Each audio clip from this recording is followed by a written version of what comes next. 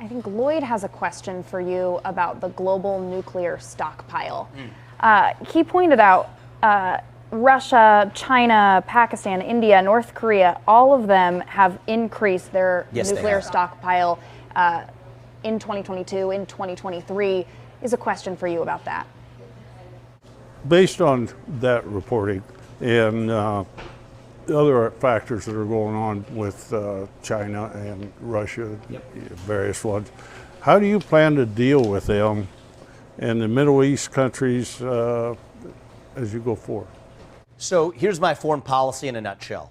Avoid World War III, declare economic independence from our adversary, Communist China, and then protect the homeland. Right now, Russia and China, they're in an alliance, and they outmatch us. They have hypersonic missiles that can carry nuclear weapons that could hit the United States. So I'm focused on leading as a member of a new generation, different from the foreign policy establishment in both Republican Party and Democratic Party, that have left the U.S. vulnerable to those threats. So my top priority as Commander-in-Chief for military spending is going to be to protect the homeland. Missile defense systems that were badly lacking. Border defense systems that were badly lacking. Cyber defense, super EMP, electromagnetic pulse defenses that are lacking. There could be electromagnetic pulse attacks that take out our entire electric grid in a matter of days that we're vulnerable to.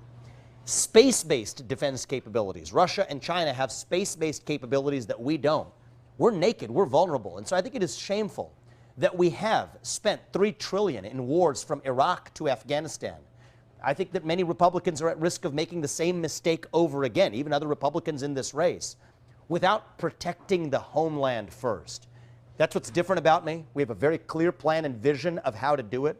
And the last thing I will say, and this one's really important, is our own military supply chain, the F-35s that we make in our Air Force, that depends on China to provide the parts.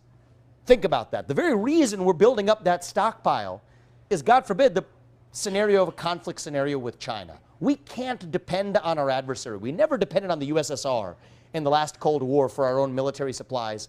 We shouldn't depend on the Communist Chinese Party today for those either. And I do think it's going to take an outsider and a leader from a different generation to avoid the messes that the last generation of experienced foreign policy professionals got us into. And that's my special responsibility as an outsider and a leader from a different generation, to actually lead us as Commander-in-Chief in a way that avoids World War III rather than marching us into it.